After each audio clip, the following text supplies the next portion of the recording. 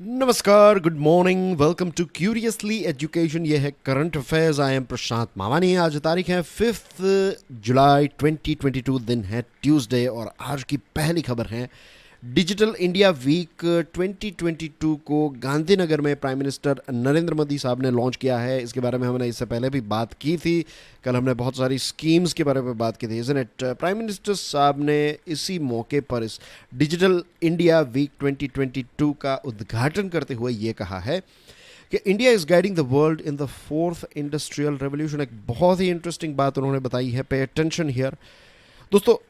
अब जिस दुनिया में हम रह रहे हैं, राइट, ये जो एरा है when it comes to industries, तो हम थर्ड और फोर्थ इंडस्ट्रियल रेवोल्यूशन के बीच में हैं, राइट। अब डिटेल्स अगर मैं आपको बताऊं, देखिए, थर्ड इंडस्ट्रियल रेवोल्यूशन में कौन कौन सी चीज़ आएगी, तो यू कैन से कि भाई जो मास प्रोडक्शन है, राइट, फिर कंप्यूटर का इस्तेमाल किया जाता है मास प्रोडक्शन के लिए, राइट, ऑटोमेशन, ये सारी चीज़ें। फोर्थ में जो हैं, आपने 3D प्रिंटिंग के बारे में सुना होगा, इंटरनेट ऑफ थिंग्स, 5G, ये सारी चीज़ें। तो अभी हम ट्रांजिशन फेज़ में हैं और बहुत सारी 4.0 यानी कि फोर्थ इंडस्ट्रियल रेवोल्यूशन की टेक्नोलॉजीज़ का इस्तेमाल जो है वो धीरे धीरे होने लगा है। एक वक्त था जब भारत जो है वो दूसरे देशों को फॉलो करता था, राइट, और हमारे लिए ये एक हम इट वाज लाइक हम एक विक्टिम थे कि थर्ड इंडस्ट्रियल रेवोल्यूशन की जब शुरुआत हुई ना, तो ये सारी चीज़ें USA, UK, जर्मनी, जापान, इन सारे देशों में हो रहा था। हमारे देश में हम फॉलो कर रहे थे, लेकिन अब क्या हो रहा है कि इंडिया जो है it's like guiding the world. हम दुनिया को गाइड कर रहे हैं। बहुत सारी चीज़ें जो हैं, ऐसी ऐसी टेक्नोलॉजीज़ हम यहाँ पर बना रहे हैं कि दुनिया को उसका इस्तेमाल करने के लिए भारत की मदद मांगनी पड़ रही है। सारी नहीं, लेकिन कुछ क्षेत्रों में definitely we are doing very very good.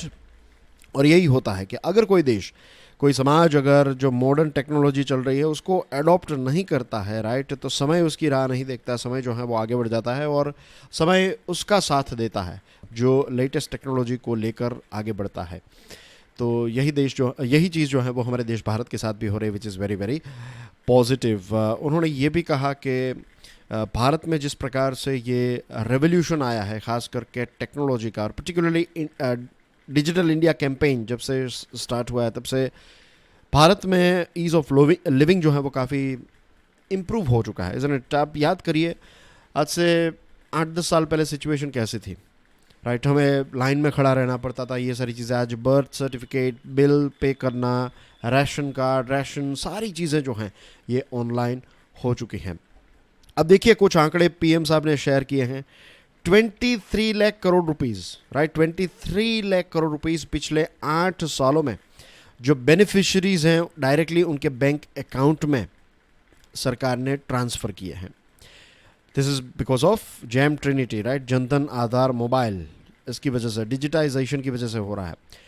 2,23,000 crore rupees जो किसी और के हाथ में चले जाते, लीक हो जाते, राइट, तो ये सारी चीज़ें टेक्नोलॉजी की वजह से नहीं हुई है। डायरेक्टली ये पैसे जो हैं वो हम बचा पाए हैं। We know it very well. Covid का पूरा जो रजिस्ट्रेशन और सारी चीज़ें, कोविड वैक्सीनेशन का जो है कोविन पर हमने किया। It's world's largest and most efficient covid vaccination programme. अगर आपने मेरे पुराने एडिटोरियल एंड आर्टिकल एनालिसिस के वीडियोस भी देखे हैं तो शायद आपको याद होगा कि मैंने एक एग्ज़ाम्पल दिया था कि न्यूयॉर्क जो है वहाँ पर आप हॉस्पिटल में जाएंगे वैक्सीनेशन के लिए, तो वहाँ पर एक physical form, right, paper form जो है वो फिलअप किया जाता था, और न्यूयॉर्क में। और हमारे देश में कोविन जो है it's like a proper digital platform पर हम सारी चीज़ें कर रहे थे, और हमें जैसा ही वैक्सीनेशन मिल जाता था, SMS आ जाता था, तो इतना advanced you can imagine. Prime minister Modi साहब ने ये भी कहा कि ये डिजिटाइजेशन की वजह से हम one nation one ration card भी कर सके, और 80 करोड़ लोगों को हमारे देश में ये राशन जो है वो ये one nation one ration card की वजह से मिल रहा है। और फिनटेक जो है, फाइनेंशियल टेक्नोलॉजिकल कंपनीज, तो उन्होंने कहा कि ये सॉल्यूशंस जो निकाल रहे हैं, it is by the people, of the people and for the people. Space, mapping, drones, gaming, animation, कितने सारे नए नए क्षेत्र आ गए हैं। और इन स्पेस के बारे में उन्होंने बात की, नई ड्रोन पॉलिसी के बारे में बात की जो भारत को एक नई एनर्जी प्रोवाइड करेगी, इन द सेंस कि नई टेक्नोलॉजिकल पोटेंशियल जो है वो अनलॉक होगा हमारा। और उन्होंने ये भी कहा कि इलेक्ट्रॉनिक मैन्युफैक्चरिंग में भारत जो है वो आने वाले 3-4 साल में $300 बिलियन की मार्केट जो है वो बनने वाला है। इतना हम मैन्युफैक्चरिंग करने वाले हैं, $300 बिलियन की आइटम को हम मैन्युफैक्चर करेंगे when it comes to electronic gadgets and things. उन्होंने ये भी कहा कि भारत जो है वो एक चिप टेकर में से चिप मेकर बनना चाहता है, और इसीलिए आपने देखा होगा कि फाइनेंशियल न्यूज़ एनालिसिस में हमने बात की थी कि बहुत सारी ऐसी कंपनीज जो हैं, फाउंड्री और सेमीकंडक्टर कंपनीज जो हैं वो भारत में इंटरेस्टेड हैं। इसी मौके पर गुजरात के चीफ मिनिस्टर थे, union minister of communication, electronics and information technology, railways Ashwini Vaishnaw साहब से थे। फिर minister of state for skill development and entrepreneurship and electronics and information technology minister Rajeev Chandrasekhar साहब जो हैं वो भी इस ओकेजन पर उन्होंने भी अपने अपने भाषण जो हैं वो दिए। फाइनेंस मिनिस्टर निर्मला सीतारमण जी ने एक बहुत ही इंटरेस्टिंग आंकड़ा शेयर किया है कि दुनिया के जो डिजिटल ट्रांजैक्शंस है ना, वर्ल्ड के total digital transactions in terms of ये पैसों के ट्रांजैक्शंस, राइट, तो उसमें 40% जितने ट्रांजैक्शंस जो हैं वो भारत में होते हैं। Pay attention here. Finance Minister Nirmala Sitharaman ji said that digital payment in India accounts for 40% of world digital transaction, right? और उन्होंने डिजिटल इंडिया इनिशिएटिव को काफ़ी इसकी प्रशंसा की, और इसी के साथ उन्होंने ये कहा है कि ये जो सरकार है उनकी, नरेंद्र मोदी साहब की सरकार जो है, इसने डिजिटल बैंकिंग और पेमेंट इकोसिस्टम को और ज़्यादा मजबूत करने की दिशा में पिछले 8 सालों से काम किया है। दोस्तों, हमने अल्लूरी सीतारामा राजू साहब के बारे में भी बात की थी, राइट। एक फ्रीडम फाइटर थे, उनकी 125th बर्थ एनिवर्सरी 4 जुलाई 2022 को सेलिब्रेट की गई इन आंध्र प्रदेश। प्राइम मिनिस्टर साहब वहाँ पर गए, उन्होंने उनका ब्रॉन्ज स्टैच्यू जो है उसका उद्घाटन किया, और रंपा रेबेलियन, रंपा क्रांति के साथ जुड़े हुए हैं अल्लूरी सीतारामा राजू।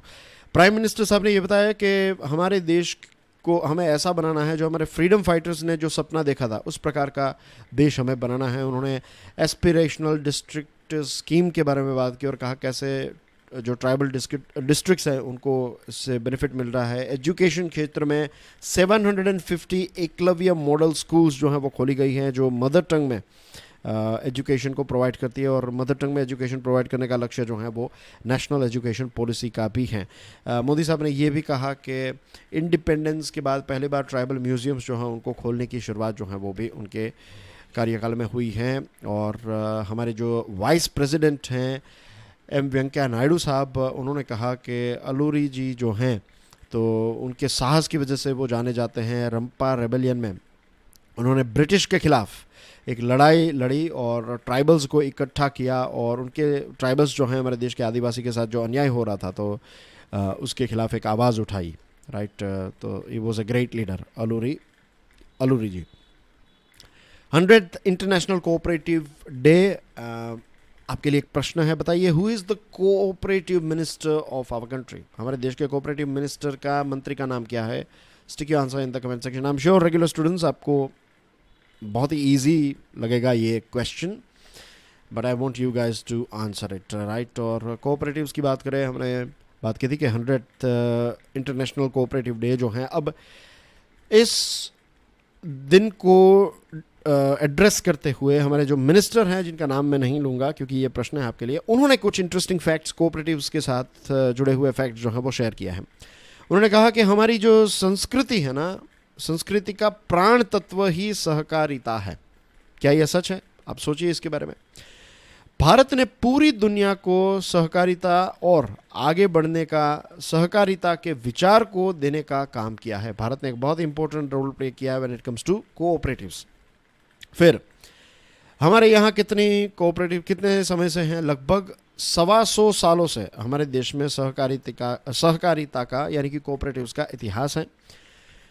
दुनिया भर में अगर आप देखा जाए तो 30 लाख जितनी कोऑपरेटिव्स हैं, और अलग अलग देशों की जीडीपी में बहुत बड़ा हिस्सा जो है वो कोऑपरेटिव से उनको मिलता है।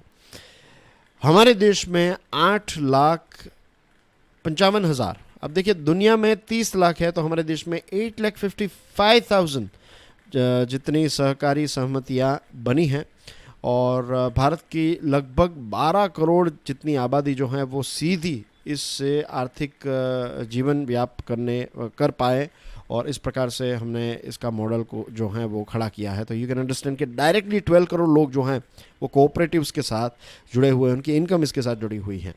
और देश के 51% गाँवों में कोई ना कोई सहकारी समिति आज अस्तित्व में है। लगभग 50% जितना हमारा जो रूरल एरिया है तो वहाँ पर किसी ना किसी प्रकार की कोऑपरेटिव्स हैं। तो ये कुछ इंटरेस्टिंग फैक्ट्स हैं कोऑपरेटिव्स के साथ जुड़े हुए डियर फ्रेंड्स। पीडीएफ को डाउनलोड करने के बाद आप इनको एक बार देख लीजिएगा। 16th वाइस प्रेसिडेंशियल इलेक्शंस, इसका जो नॉमिनेशन है वो आज से फाइल होना स्टार्ट हो जाएगा और 19th जुलाई तक ये नॉमिनेशन दे पाएंगे, राइट। इलेक्शन जो है वो 6 अगस्त को होने वाला है।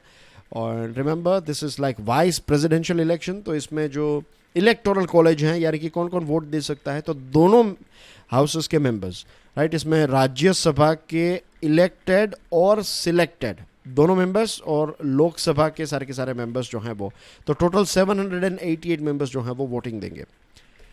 महाराष्ट्र के नए चीफ मिनिस्टर एकनाथ शिंदे साहब ने लेजिस्लेटिव असेंबली को ये एश्योरिटी दी है कि फ्यूल पर जो वैल्यू एडेड टैक्स लगता है, वीएटी जिसको हम कहते हैं, तो उसको कम करने का उन्होंने वादा किया है।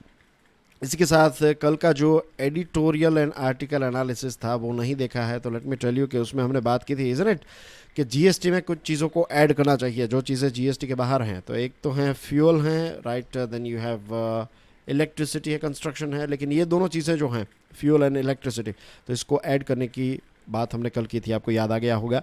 21 करोड़ रुपीज़ जो हैं वो हिरकानी विलेज रायगढ़ डिस्ट्रिक्ट का है, तो इसके डेवलपमेंट के लिए उन्होंने अनाउंस किए हैं। इसके साथ उन्होंने ये भी कहा कि वो महाराष्ट्र को सुसाइड फ्री, कि कोई भी किसान जो हैं वो आत्महत्या ना करे, तो ऐसा राज्य वो बनाने की तरफ काम करेंगे। और उन्होंने कहा कि पूरे महाराष्ट्र के ओवरऑल डेवलपमेंट के लिए काम करने वाले हैं। पीयूष गोयल साहब ने ये बताया कि पिछले 6 सालों के अंदर भारत जो है वो 3rd लार्जेस्ट स्टार्टअप इकोसिस्टम दुनिया का बन चुका है। और उन्होंने ये एक रैंकिंग रिलीज़ की है, ranking of states exercise 2021 on support to startup ecosystem. ये न्यू दिल्ली में उन्होंने लॉन्च किया और इसमें गुजरात और कर्नाटका बेस्ट परफॉर्मर्स के तौर पर उभरे हैं, राइट। कैटेगरी जो हैं category of states best performers की, तो इसमें हैं Gujarat and Karnataka. Remember this 2 states. Union education minister Dharmendra Pradhan साहब ने एक नई चीज़ लॉन्च की है, इसका नाम है open language learning resources, OLLRS। और ये 5 लैंग्वेजेस में लॉन्च की हैं ना। What is it all about? Basically ये जो हैदराबाद का एक सेंटर है English and foreign languages university, EFLU, तो यहाँ पर फ्री ऑफ कॉस्ट आप कहीं से भी बैठकर 5 लैंग्वेजेस सीख सकते हैं। कौन सी 5 लैंग्वेजेस हैं? Chinese, French, German, then you have Japanese and Spanish. तो ये 5 लैंग्वेजेस जो हैं वो आप सीख सकते हैं। इसी के साथ मिनिस्टर साहब ने EFLU को ये बताया है कि भारत में आने वाले फॉरेनर्स जो हैं वो भारत की भाषा सीख सके, इसको लेकर भी आपको कुछ इकोसिस्टम तैयार करने की ज़रूरत है। Department of investment and public asset management, Deepam ने जो स्ट्रेटेजिक डिसइन्वेस्टमेंट है नीलाचल इस्पात निगम लिमिटेड NINL का, तो ये कंप्लीट कर दिया है। टाटा ने इस कंपनी को ख़रीद लिया है फॉर 12,100 करोड़ रुपीज़। और NINL जो है ये 2nd सक्सेसफुल प्राइवेटाइजेशन का प्रोजेक्ट है गवर्नमेंट का। पहला जो था वो एयर इंडिया का था, ये भी टाटा ने ख़रीदा है, एंड द सेकंड वन जो है वो भी टाटा ने ख़रीदा है। कंपनी जो है एक लंबे समय से डिफंक्ट थी, कुछ काम नहीं कर रही थी, लॉस कर रही थी, लेकिन आने वाले समय में ये कंपनी जो है वो 5 मिलियन टन जितना स्टील जो है वो प्रोड्यूस करेगी आने वाले 3-4 सालों के अंदर। और ये 2030 तक कुछ 10 मिलियन टन जितना स्टील जो है वो प्रोड्यूस करेगी पर ईयर। राबी मार्केटिंग सीजन 2022-23 अच्छी तरीके से चल रही है। बेसिकली अभी तक सरकार ने 187 लाख टन गेहूं जो है वो ख़रीदा है किसानों से, और इसमें टोटल जो है 17,85,000 किसानों को फ़ायदा मिला है। MSP जो है वो टोटल 37,859 करोड़ रुपीज़ की सरकार ने दे दी है। सबसे ज़्यादा गेहूं पंजाब से, उसके बाद मध्य प्रदेश, हरियाणा और उत्तर प्रदेश से सरकार ने ख़रीदे हैं। रही बात पैडी यानी कि चावल की, तो खारिफ मार्केटिंग सीजन 21-22 का प्रोक्योरमेंट जो है वो अच्छी तरीके, प्रोक्योरमेंट यानी कि खरीदी अच्छी तरीके से चल रहा है, right. 863 lakh metric tonne paddy जो है वो अभी तक सरकार ने खरीदी है, और कुछ 1,25,00,000 किसानों को इसका फ़ायदा हुआ है, और 1,69,000 करोड़ रुपीज़ की एमएसपी जो है वो सरकार ने अभी तक पे की है। Union minister of state for science and technology doctor Jitendra Singh साहब ने तिहान लॉन्च किया। What is TiHAN? TiHAN is technology innovation hub on autonomous navigation. I am repeating this thing again, technology innovation hub on autonomous navigation TiHAN. इसको कहाँ पर launch किया है? IIT Hyderabad के campus में। और ये जो अनमैन्ड ग्राउंड और एरियल व्हीकल्स हैं, जो उड़ने वाले और चलने वाले जो व्हीकल्स हैं, अनमैन्ड, राइट, जिसमें कोई ड्राइवर नहीं होगा, कोई पायलट नहीं होगा, तो इस प्रकार के व्हीकल्स को बनाने का एक प्रोजेक्ट है ये तिहान।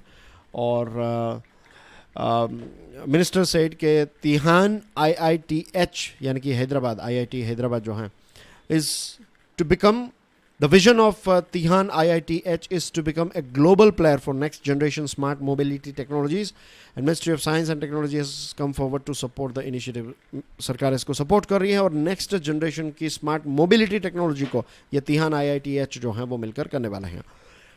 कंज्यूमर अफेयर्स मिनिस्टर हमारे पीयूष गोयल साहब ने ये बताया है कि कोई भी रेस्टोरेंट जो हैं, कोई भी होटल्स जो हैं, वो सर्विस चार्ज कलेक्ट नहीं कर सकती। Right, central consumer protection authority ने गाइडलाइंस इश्यू की हैं कि इस प्रकार की अनफेयर ट्रेड प्रैक्टिसेस जो हैं, और ये इसको रोकने के लिए गाइडलाइंस इश्यू की है, और ये कंज्यूमर राइट्स का वायोलेशन है। और अगर आप चाहें, राइट, वॉलंटरली अगर आप चाहें तो सर्विस चार्ज दे सकते हैं, वरना आपको फोर्स नहीं किया जा सकता।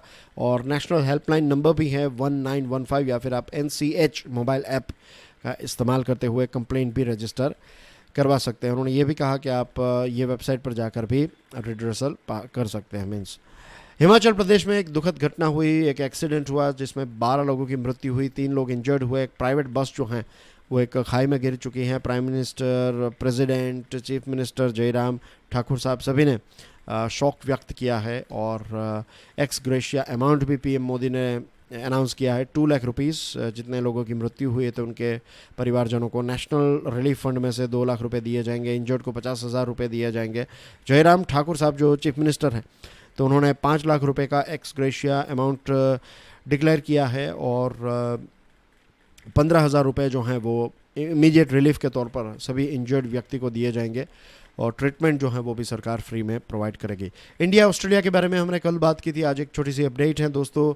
EV मेकिंग में एक बहुत बड़ी मदद मिलने वाली है, हमें ऑस्ट्रेलिया के मिनरल्स मिलेंगे, राइट। और India Australia critical minerals investment partnership, right, ये ऑस्ट्रेलिया ने अनाउंस किया है, राइट। और ऑस्ट्रेलिया ने $5.8 मिलियन इसके लिए कमिट किए हैं, और लोअर एमिशन के लिए क्रिटिकल मिनरल्स की डिमांड काफ़ी ज़्यादा है, डिफेंस इंडस्ट्रीज़ के लिए, इलेक्ट्रॉनिक व्हीकल्स के लिए, बैटरीज़ के लिए, सोलर पैनल्स के लिए। और जो क्वाड की समिट हुई थी टोक्यो में, तो उस टाइम पर नए प्राइम मिनिस्टर बने थे ऑस्ट्रेलिया के, एंटोनी एल्बनीज़। उस टाइम पर भी ये सारे चारों के चार देशों ने ग्रीन एनर्जी और सस्टेनेबल फॉर्म ऑफ एनर्जी पर फोकस करने के बारे में डिस्कशन की थी। और हमारी एक कंपनी है हमारे देश की, खनिज विदेश इंडिया लिमिटेड, काबिल, और critical minerals facilitation office CMFO जो ऑस्ट्रेलिया की है, इन दोनों के बीच में एक MOU साइन हुआ है। लिथियम और कोबाल्ट जो ऑस्ट्रेलिया का है वो भारत को सप्लाई किया जाएगा। And that's everything in today's discussion dear friends. Thank you very much for watching this video. Please इस वीडियो को दूसरे स्टूडेंट्स के साथ शेयर ज़रूर कीजिएगा। I see you soon with editorial and article analysis, उसके बाद फाइनेंशियल न्यूज़ एनालिसिस। तो keep watching curiously education, keep sharing our videos. Thank you very much for your love and support. जो प्रश्न पूछा है उसका आंसर कमेंट सेक्शन में ज़रूर दीजिएगा। I see you soon. God bless you all. जय हिंद।